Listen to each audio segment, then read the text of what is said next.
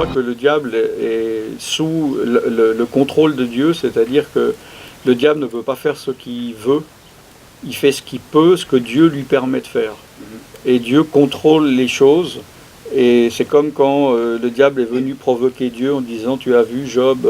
et Dieu lui a dit « Bon, fais ceci, mais va pas au-delà. » Et donc, évidemment que si Dieu se retirait et dit « Bon, Satan, je tourne le dos 2 minutes, il n'y a plus de terre, il n'y a plus rien. » Tu comprends?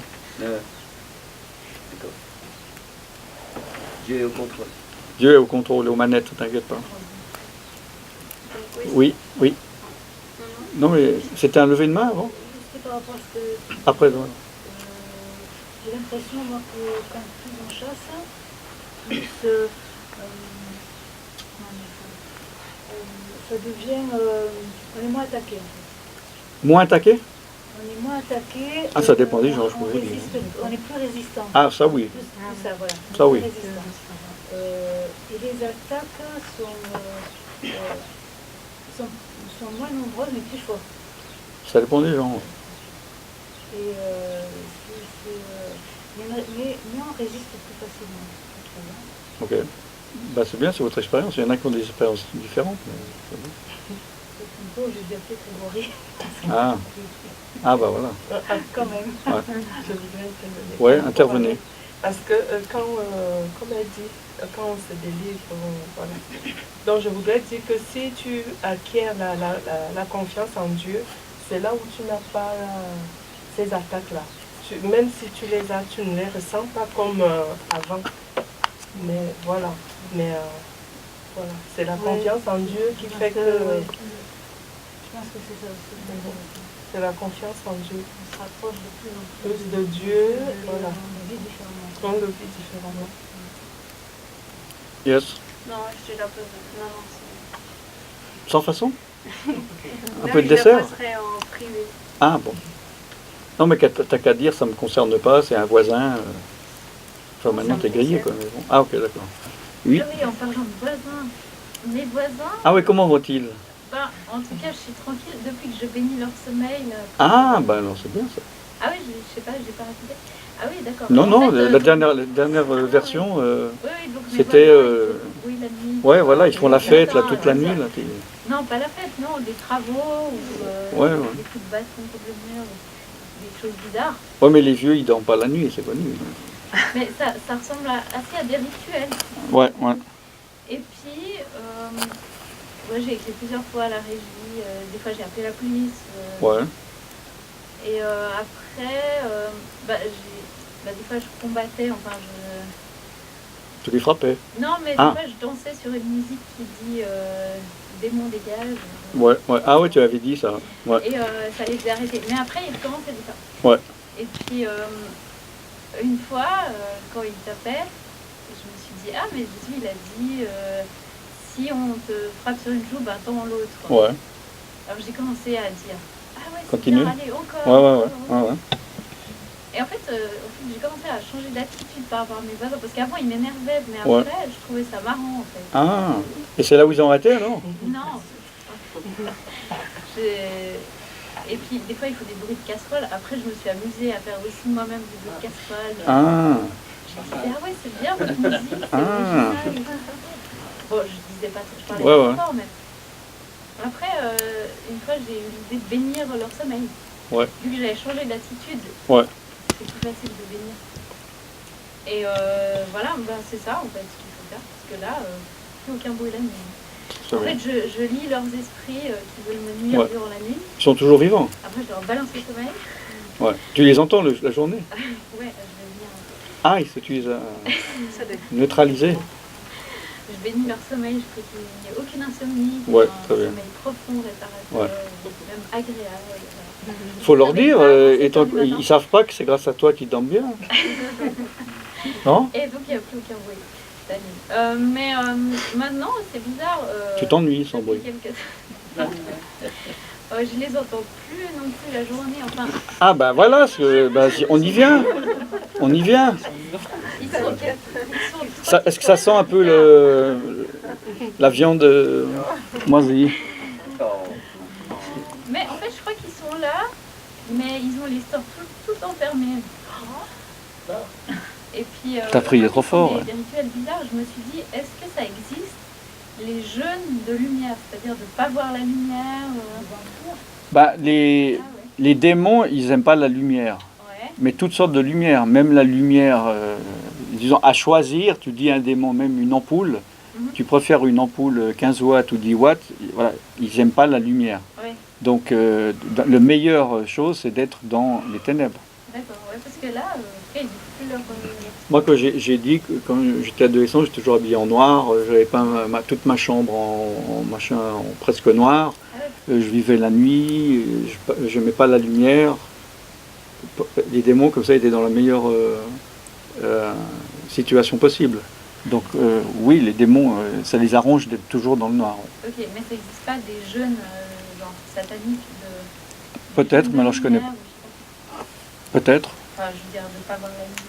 Bah, le problème, c'est que s'ils font, comme tu dis, un jeûne de lumière, après, ça va être dur pour eux de revenir mettre la lumière, parce que les démons, ils vont être dérangés, donc ils vont les déranger, donc s'ils ont fermé les volets, ils vont peut-être plus jamais les rouvrir. Bon, et puis, il faisait, souvent, il y avait des odeurs, des mauvaises odeurs qui venaient chez eux, des odeurs d'encens et puis d'autres trucs bizarres. Ouais. Puis, il y a une voisine qui me disait, ouais, je leur ai dit que ça pue, j'ai Ouais. fermé la porte. Je me suis dit, ah oui, il faut que je bénisse leur système olfactif pour qu'ils Ouais. sentent qu'est-ce qui sent bon et qu'est-ce qui Ouais, sent. ouais. Et puis maintenant, ça va, il n'y a plus d'odeur, il n'y a plus de mauvaise odeur. Ouais. Va quand même sonner à leur porte pour être sûr qu'ils sont là, quoi. Non? Ouais. T'étais un peu fort dans la prière, là. Tu les as trop calmés, là.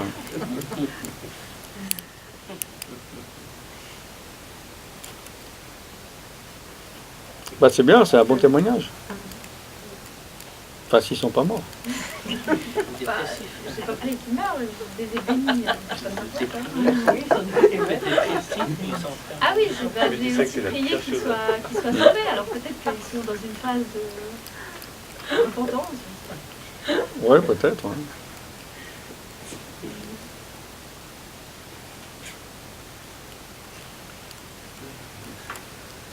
Next.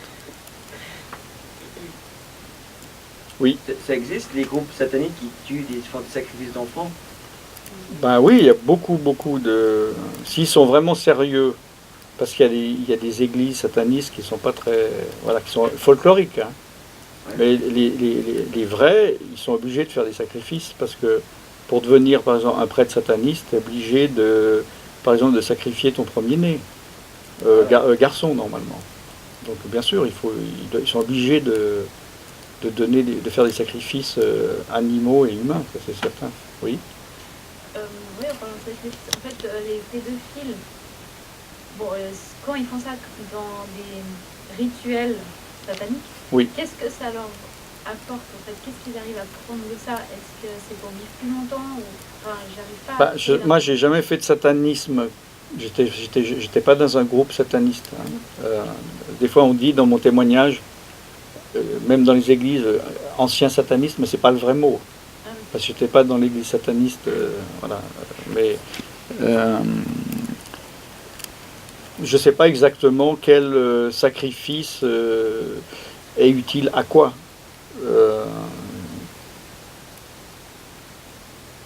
Je recherche pas forcément à savoir ça, parce que j'ai pas envie d'aller justement lire des livres ou d'aller sur des sites où ils donnent ces genres d'informations. Donc, Ouais, enfin moi ça m'intéresse parce que je pense que j'ai été abusée par mon grand-père et j'aimerais savoir qu'est-ce qu'il a. Enfin, si je sais pas qu'est-ce qu'il veut, je sais pas si c'est sataniste ou pas, mais si c'est le cas, qu'est-ce qu'il m'a volé en fait par là, qu'est-ce qu'il a fait comme transfert pour pouvoir récupérer. bah, faut déjà voir si dans le satanisme il y a une homogénéité mondiale avec un type de sacrifice qui correspond à quelque chose, ou si c'est sous inspiration démoniaque, où le diable simplement, ça lui plaît que sans arrêt il fasse des sacrifices ou des orgies ou tout ça, et puis que lui il est satisfait par ça, puis que c'est pas pour une chose spécifique. Tu vois ce que je veux dire? Bon, ce que j'ai entendu, c'est que ce serait pour vivre longtemps en fait, si vous avez des enfants. mais j'ai pas plus d'informations. Ouais, en tout cas, une chose qui est connue, même en dehors des milieux satanistes, c'est d'avoir une relation sexuelle avec une vierge. Ça, et ça se fait beaucoup, c'est même chez les Chinois, c'est très connu. C'est pas pour le sexe lui-même, c'est pour arriver à un certain âge, ils veulent y rester en forme longtemps et vivre longtemps, donc ils ont des relations sexuelles avec des vierges. Pardon? Ah ouais? Ah, je sais pas. Je sais pas. C'est vrai que Jésus allait voir des prostituées pour prêcher l'évangile. Donc, j'ai entendu. Ben, lui, oui, dans la Bible, c'est écrit, dans le Nouveau Testament, dans les évangiles, il a été dans tous les milieux religieux, chez les pauvres, chez les Samaritains, chez les prostituées. Il y avait plusieurs prostituées qui le suivaient, puisque tu as bien lu les évangiles ou pas? Dans les évangiles, les évangiles, il est dit que les pharisiens lui reprochaient qu'il soit toujours entouré de prostituées. Il dit, qu'est-ce que... Et même la femme, la femme qui a pleuré sur les pieds de Jésus et qui a nettoyé avec ses cheveux, c'est une prostituée. Et là, les pharisiens ont dit, oui, si cet homme était vraiment un homme de Dieu, il saurait quel genre de femme est cette femme. Ouais. Donc évidemment que lui, il était entouré, puisqu'il était avec les pêcheurs, il buvait du vin, etc., alors que eux étaient plutôt dans les jeunes et tout ça, donc... Bien sûr, les évangiles, c'est excellent, non? Je me souvenais plus de ce... Il faut relire les évangiles. Ça fait longtemps que tu n'as pas lu les évangiles. Mais là, ça me revient, je me souviens d'une phrase, il a dit, je ne suis pas venu pour les malades. Non, comment il a dit? Ouais, je suis venu pour les bien portants, c'est ça? Non, je ne suis pas venu pour les bien portants, voilà. mais les malades. Voilà, exactement. Voilà, exactement. Ça fait longtemps que tu n'as pas lu les évangiles? Non, mais ça fait un moment. Bah, il faut que tu les relises. Ouais.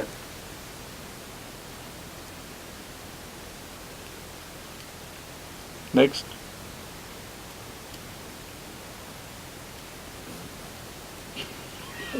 Bah vas-y, hein, s'il n'y a personne. Ouais. J'ai une question dans l'Apocalypse.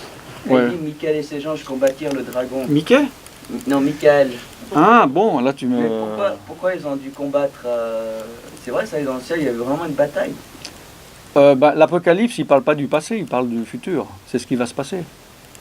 D'accord. Et il y a des guerres, il y a la guerre dans les cieux. Mais même maintenant, puisque nous on combat, il est dit, on ne combat pas contre la chair et le sang, mais contre les dominations dans les lieux célestes. Donc nous on combat dans les lieux célestes. Ça veut dire qu'un ange peut se faire tuer, mais après il va où? Non, il ne peut pas se faire tuer, non. Un ange, il est éternel, il ne peut pas mourir, il ne peut pas être détruit. Mais les démons... C'est une question de pouvoir, une question de territoire, pas une question de tuer. Un ange ne peut pas mourir, un démon ne peut pas mourir. Mais quand ils combattirent les démons contre les anges, donc il va y avoir des victimes. Non, c'est une question, je viens de te dire, c'est une question de territoire et de pouvoir, pas une question pour tuer les personnes, ils ne peuvent pas être tués. Ah ouais. Le diable veut être à la place de Dieu, il veut détrôner Dieu. Il veut détourner les gens de Dieu pour qu'on se tourne vers lui et qu'on l'adore comme étant Dieu. Donc c'est une guerre de pouvoir. Pourquoi alors il sait qu'il va perdre, c'est marqué dans les évangiles, pourquoi il veut essayer de faire la guerre? Mais parce qu'il veut récupérer le maximum de personnes et il veut avoir le plus de pouvoir possible. Parce qu'il sait que moins il a de temps, plus il faut se dépêcher. C'est comme si un voleur, il vient ici, il vole, tiens, bon, je vais prendre ça. Puis tout d'un coup, la police va arriver dans 2 minutes, il se dépêche de prendre le plus de trucs possible. Oui, mais c'est de toute façon qu'il va perdre. Donc c'est ça, pourquoi il veut faire la guerre alors? Il ne peut pas se résigner. Il ne peut pas se résigner. Il n'a pas le choix, il ne peut pas se résigner, il ne peut pas dire j'ai perdu, je laisse tomber, je laisse tomber. Il veut récupérer le plus, il veut détruire, il peut encore détruire. Ouais. Il peut encore profaner. Donc il va, malgré qu'à la fin il a perdu, il peut encore faire du dommage. Pourquoi s'arrêter en plein milieu? Il est autodestructeur, il va amener le plus de personnes avec lui dans sa destruction. Oui, bien sûr. Voilà, c'est ça. Mais bien sûr. Bien sûr. C'est un ange déchu, c'est bien ça. Oui. Il ne peut pas revenir en arrière. C'est pas un ange, c'est un chérubin. Ben bon, tous les... Pardon. C'est des enfants. Ah oui, non, mais pas dans... Non, non, non. Il y a les archanges, il y a des anges, il y a des chérubins. Ouais, les chérubins, ils ont différentes... non, ils ont différentes fonctions. Bon, lui, c'était le chef des chantres, des musiciens, pour louer Dieu, hein, des anges. Mais en règle générale, dans la Bible, les chérubins, ils ont justement une fonction de protecteur. Donc, oui, les chérubins sont des anges, on peut dire. Et donc, oui, Satan, c'est un ange déchu, un chérubin déchu. Il ne peut pas se convertir. Non. Non, parce que c'est un ange, c'est pas un homme. Ils ne peuvent pas se repentir, ils ne peuvent pas revenir. Il a été dans la gloire de Dieu. Il a connu Dieu et il a choisi de faire. Il a pris le choix de désobéir avec une conséquence éternelle et ils ne peuvent pas être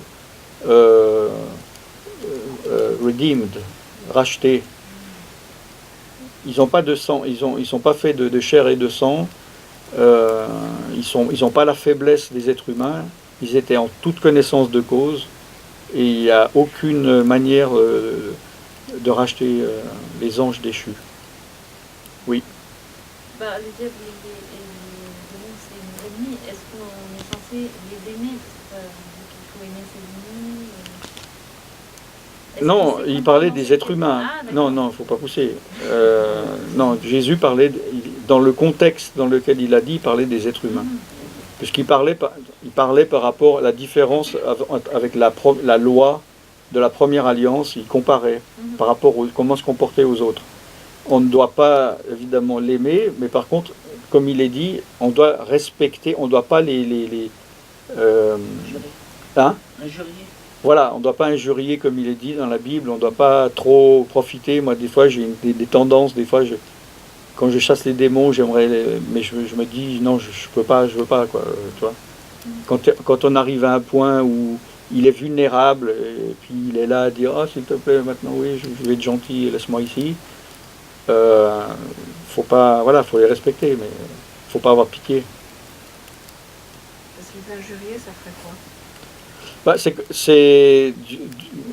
La Bible nous dit de ne pas le faire. Ce sont quand même des créations de Dieu. Et s'il nous demande de ne pas les injurier, moi j'ai pas envie de savoir qu'est-ce qui va se passer. Mais je sais que si Dieu dit de ne pas le faire, c'est qu'il y a une conséquence après et je n'ai pas envie de la connaître. Parce que c'est utiliser le mal pour... Se remplit de haine. Ouais, ça aussi ça, fait ouais. renforcer. Ouais, voilà. Renforcer de la haine, Ouais. de la violence en nous. Ouais, voilà.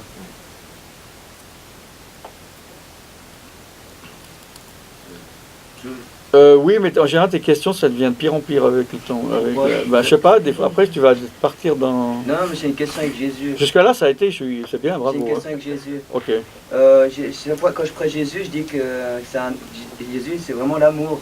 Il y a Ouais. toujours un qui me prennent prétexte, même si Jésus c'est l'amour, pourquoi il a pris un fouet dans le temple, puis qu'il a fouetté, voilà. Il a fouetté? Ouais, je sais pas que dans le temple, il a renversé. puis Alors, il il n'est pas dit qu'il a fouetté les gens, déjà. Hein. Ouais, non, mais il me prête toujours, les gens se prêtent ce passage-là, dire non. Mais si quel Jésus rapport pourquoi c'est parce que t'es amour, t'as pas le droit de renverser les tables? Non, mais je sais pas. Non, il disait, mais il a pris un fouet. Non, mais eux, ils vont te dire, il a pris un fouet, il a fouetté les gens, et tu leur dis, race de vipère, menteur, c'est pas vrai, c'est pas écrit dans la Bible. Alors qu'il faut tant d'autres jours. Moi je dis ça, puis il dit, mais non, regarde, il a pris un fouet. Il n'a pas fouetté les gens. Il a fouetté des objets inanimés comme une table en bois.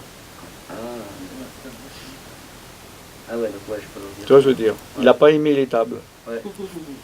Bon. D'accord, ouais. Le commerce aussi.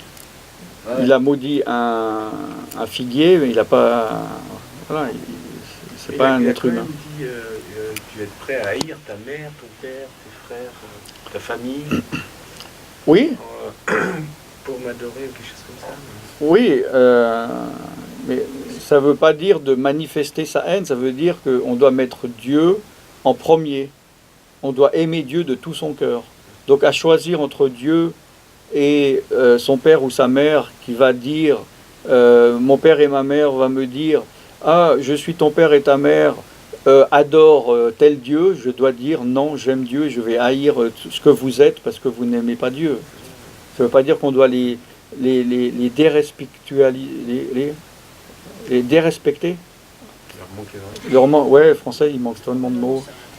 Il ne faut pas les dérespecter. Non, je préfère, j'invente ce mot officiellement, parce que en plus, ça va contre les 10 commandements qui dit qu'on ne doit pas maudire ses parents, donc il faut respecter ses parents. Donc le fait de dire haïr ne veut pas dire qu'on va les insulter, c'est pas dans ce sens-là. Parce qu'à ce moment-là, on peut trouver aussi des versets, il dit, Jésus il est venu pour la paix, puis en fait, quelque part, il a dit, je ne suis pas venu apporter la paix, mais l'épée, et puis le Père se raconte le Fils, et tout ça. Voilà, il faut voir dans quel contexte il a dit les choses. C'est quoi le grimoire? Dans la Bible? Non, c'est quoi ce livre satanique, le grimoire? Ah, je sais pas, c'est quoi? Qui connaît? Le gridoir. Je sais pas, je sais pas. Voilà. Qu'est-ce que c'est? Quelqu'un sait? Oui. C'est quelque chose qui est gris? Il y a un livre qui s'appelle Le Grimoire d'Archangel. C'est quoi le grimoire? C'est cette question. Ah, c'est Harry Potter? Non, c'est pas Harry Potter. C'est pas Harry Potter? Est-ce que quelqu'un sait ce que c'est le grimoire de Satan, là, sataniste? Non? C'est un livre de recettes. De Formule 1? Des recettes. De recettes de sorcellerie. Hein. D'accord, ouais. Ah, voilà, ouais, je connais pas, je sais pas. Moi, je lis la Bible. Le cri noir? Ouais, je sais pas. Ouais, mais il dit, ouais. Je sais pas, je connais pas. D'accord. Mais voilà, je sais pas si c'est utile à connaître. Ah, je sais pas, j'ai pas entendu dans la sorcellerie qui n'ont pas eu beaucoup ça. Le grimoire. Le grimoire. Ah, Ah, ouais. ouais, je sais pas, moi je fais pas de sorcellerie. Oui, Quelle différence y a-t-il entre Satan et Lucifer? c'est la même chose, c'est un nom différent. C'est la même chose. C'est la même personne. Lucifer, c'est l'ange de lumière. Satan, c'est un autre terme, comme Dieu, il a plusieurs noms dans la Bible, c'est le même Dieu. Jésus, il s'est nommé sous plusieurs noms, c'est le même. Voilà, il va se dire le Fils de l'homme, après Jésus. C'est la même personne. Lucifer et Satan, c'est le diable. Oui. Après, les hommes, dans les traditions, eux, ils font des différences dans le sens que il y a des satanistes, donc dans les églises satanistes, et des lucifériens. C'est plus grave que le satanisme. Mais ça, c'est des hommes qui le font, mais il s'agit de la même personne.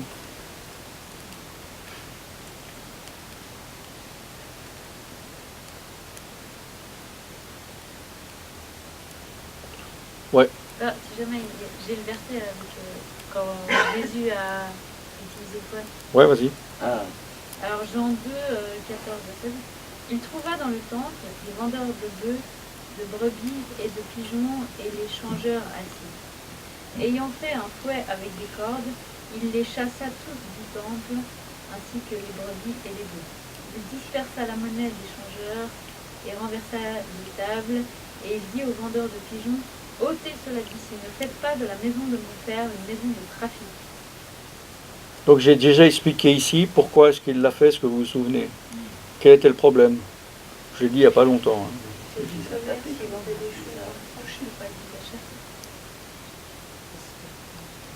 Hein. Dans la première alliance, dans le judaïsme, donc, il devait sacrifier, par rapport au péché, il y avait différents animaux à sacrifier. Donc évidemment, tout le monde n'avait pas de bœuf. Peut-être un commerçant, un architecte, il n'avait pas de bœuf, non? C'était pas un agriculteur. Donc il devait acheter des bœufs. Puis il y avait des gens dont il pouvait leur vendre des bœufs. Mais c'était devenu un commerce. Et en fait, il y avait des sacrificateurs qui étaient dans le coup pour avoir des commissions.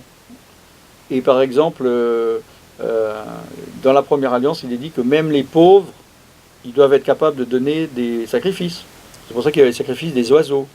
Parce que les oiseaux, en général, ça se trouve pas dans un magasin, ça se trouve sur les branches et dans l'air. Donc même un pauvre, il peut attraper un oiseau.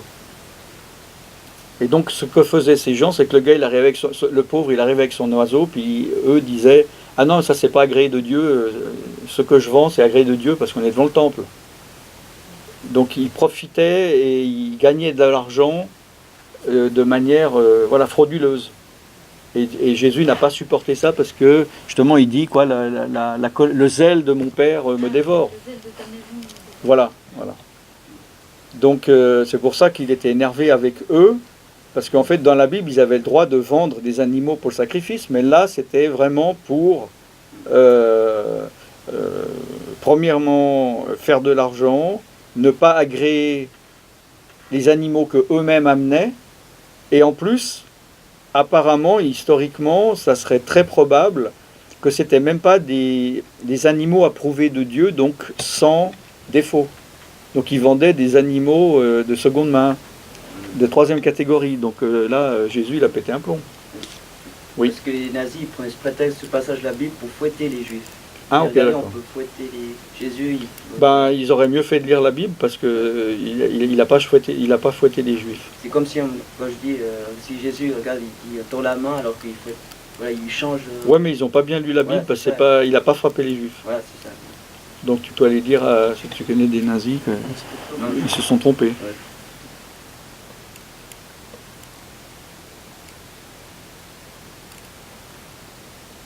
Bien, on va passer aux dernières questions. On est bientôt à la fin. Si des gens n'ont pas pu s'exprimer, ou ils n'ont pas eu le temps. Donc il faut éviter toutes les représentations d'anges. La Bible dit que dans les 10 commandements qu'il ne faut pas faire de représentation et ne pas se prosterner devant des choses dans les cieux. Donc les choses dans les cieux, évidemment, et aussi sur la terre, mais il ne faut pas se prosterner devant. Donc dans les cieux, il y a quoi? Il y a des êtres spirituels, il y a Dieu, il y a les anges. Donc il ne faut pas le faire, mais c'est aussi dans le sens de ne pas se prosterner devant. On peut avoir une statue d'ange sans forcément Oui, mais justement, il faut être sûr que faut pas que ça devienne une tentation de s'adresser à cet ange. Parce que Dieu, c'est lui qui a donné le modèle de l'arche de l'Alliance, et sur l'arche de l'Alliance, il y a 2 chérubins, par exemple.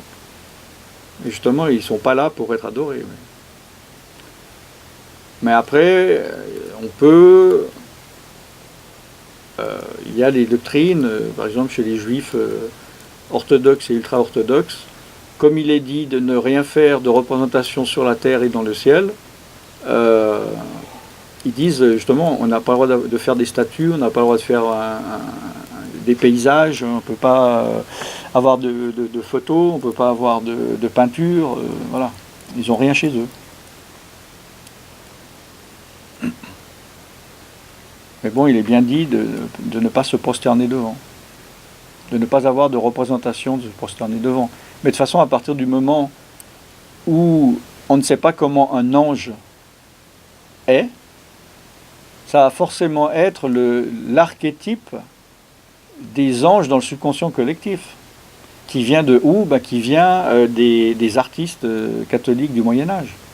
Donc ça veut dire que ce n'est pas forcément juste, parce que regardez la tête de Jésus du Moyen-Âge, c'est, comme je dis, c'est un... Oui, parce que c'est écrit dans la Bible. La représentation de Jésus dans le catholicisme, c'est un viking homosexuel, quoi. Il est blond aux yeux bleus, voilà, et on sait très bien qu'il n'est pas comme ça. Non, dans la Bible, il est dit qu'il y en a qui ont des ailes. Mais justement, dans la représentation générale, ça va être comme des ailes d'oiseaux. Parce que nous, on représente ce qu'on imagine, mais peut-être ça n'a rien à voir avec le type d'aile d'un oiseau. Des anges? Non, je crois pas, non. Non. J'ai vu des démons, mais je n'ai pas vu des anges. Non. Alors, vous connaissez un petit peu en angiologie, là, vous dites, parce que ce qu'on dit, alors bon, l'arbre séphirotique, les chérubins, les séraphins, etc. Et on dit aussi que celui qui est à la droite de Dieu, ce serait Melchisédek. Non, celui qui est à la droite de Dieu, c'est Jésus-Christ. Oui. Alors pourquoi on dit que Melchisédek, c'est celui qui est à la droite? Parce que Melchisédek, il y a deux interprétations. Soit c'est l'archétype de Jésus, ou bien il y en a qui disent que ça serait la manifestation de Jésus, l'épiphanie de Jésus, sous les traits. Pourquoi? Parce que dans la Bible, tout d'un coup, dans Genèse, on voit ce Melchisédek, sacrificateur de Dieu, du Très-Haut, où Abraham donne la dîme de tous ses biens, enfin de tout son butin, et il y a ce qui est complètement contraire à toute la Bible et à la culture juive, aucune généalogie. On ne sait pas d'où il vient, alors qu'il y a des pages entières dans la Bible que quand on parle de quelqu'un, il y a machin qui s'appelle René. Alors juste pour vous le situer, son grand-père, il va remonter à 20 générations. Ça c'est typique de la Bible et du judaïsme. Et là tout d'un coup, il y a un gars qui arrive, on ne sait pas d'où il arrive. Donc en théologie, on va dire, soit c'était une figure symbolique, mais peut-être de quelqu'un qui existait, ou bien c'était une manifestation à l'époque de Jésus, puisque il est dit que Jésus, il est le souverain sacrificateur, non plus dans la lignée des Lévites, je crois, donc, mais de Melchisédek. Voilà. Donc, si on se dit Melchisédek, c'est Jésus, oui, on peut dire Melchisédek est à la droite de Dieu. Mais on sait que c'est Jésus-Christ qui est assis à la droite de Dieu. Il y a un seul trône à la droite de Dieu, et c'est Jésus qui a eu le droit de s'asseoir dessus, et personne d'autre. Et puis il ne faut pas oublier que aussi tous les anges ont été créés, alors que Jésus a été engendré, ce qui est complètement différent. Et d'autre part, il a été engendré avant les anges, vu que tout a été créé par Jésus. Il est dit dans la Bible. Donc les anges ont été en fait créés, même les archanges, n'importe qui, même Satan, il a été créé par Jésus. Donc Jésus n'est pas un simple ange ou un ange supérieur ou un ange qui a une particularité ou que Dieu a pointé en dessus des autres. Donc c'est pas le Fils de Dieu parce que voilà, il était engendré. C'est différent que créé. Oui. Oui. Par Jésus, tout a été créé. Ben oui. Ben bien sûr, je vais vous le. Non, mais c'est important. Je vais quand même vous.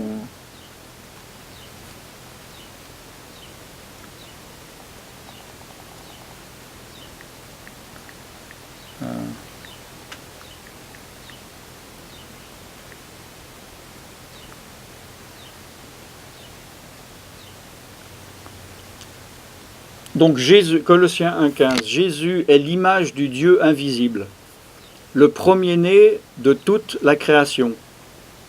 Car en lui, qui? Lui. Jésus. Ben oui, mais vous allez étonner.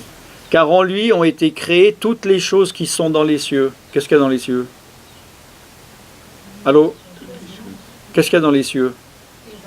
Les anges, voilà. Et sur la terre, les visibles et les invisibles. Les invisibles, c'est les anges. Tous les trônes, toutes les dignités, toutes les dominations, toutes les autorités, tout a été créé. Non seulement par lui, mais pour lui. Vous regardez dans votre Bible. Il est avant toute chose et toute chose subsiste en lui. Il est la tête du corps de l'Église, etc. Donc, en fait, vous qui connaissez un peu l'hindouisme, hein, la trinité hindouiste, en fait, il y a le Dieu créateur, voilà. Il y a le Dieu substantateur, celui qui garde les choses en vie, et il y a le Dieu destructeur, de la fin. Et Jésus, lui, en fait, c'est le véritable qui a créé, en qui tout subsiste, et il a le pouvoir sur la mort. Hein? Regardez dans Colossiens, chapitre 1. Puis après, ça continue, justement. Il est à la tête du corps de l'Église. Il est le commencement, le premier-né d'entre les morts, afin d'être en tout le premier, car Dieu a voulu que toute plénitude habitât en lui. Etc., etc., etc., etc. On est d'accord, au moins ces versets sont clairs. Il y a des fois des choses, ça peut être des interprétations, mais là on ne peut pas dire le contraire. Ouais, mais alors la dernière. Hein. Est-ce qu'un démon, ça peut être comme une matière d'onde? Comme les ondes? Non,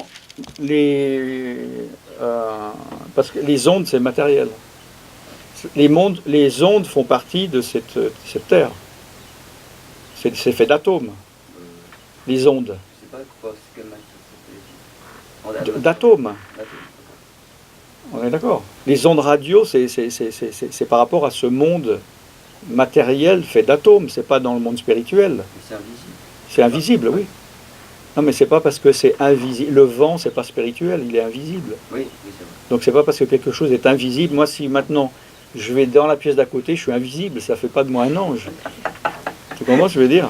Bon. Donc la matière des anges, c'est quoi? Ben, il y en a. Mais bien sûr, mais s'il n'y a pas de matière, comment est-ce qu'il peut exister? Non, pas de lumière. C'est une matière spirituelle. Et donc la matière spirituelle s'appelle? Non, l'esprit. L'esprit est une matière. L'esprit est une matière. C'est pas parce que c'est invisible à nos yeux que c'est pas visible. Puisqu'on peut les voir, mais simplement on ne peut pas les voir avec nos yeux. Mais Dieu peut ouvrir les yeux, vu qu'on peut voir des démons, comme moi je voyais les démons, et il y a des gens, alors je ne sais pas si c'est vrai ou pas, qui voyaient des anges, et dans la Bible, on voit par exemple, c'était qui, Élisée, qui a vu les anges, on est d'accord, quand il disait à son serviteur, il y avait toute l'armée qui venait l'attaquer, et puis lui dit, ouais t'inquiète pas, ceux qui sont pour nous sont plus nombreux, puis il dit, t'as mal compté, on n'est que 2 là, puis eux ils sont 30 000, et il a prié, il a dit, Dieu ouvre-lui les yeux. Et il a vu tous les anges avec les chars qui venaient combattre. Donc le monde spirituel existe, c'est pas parce qu'on ne le voit pas avec nos yeux matériels. C'est comme si maintenant, il y a le lac Léman à côté, c'est pas qu'il n'y a pas de poissons parce qu'on ne les voit pas. Mais si on met des lunettes spéciales, on met la tête dedans, on voit qu'il y a des poissons. Et on voit net. Donc le monde spirituel, c'est pareil. On ne le voit pas avec nos yeux parce qu'on n'est pas adapté à voir le monde spirituel. Mais quand on sera mort et on sera avec notre esprit, on verra le monde spirituel. Yeshua.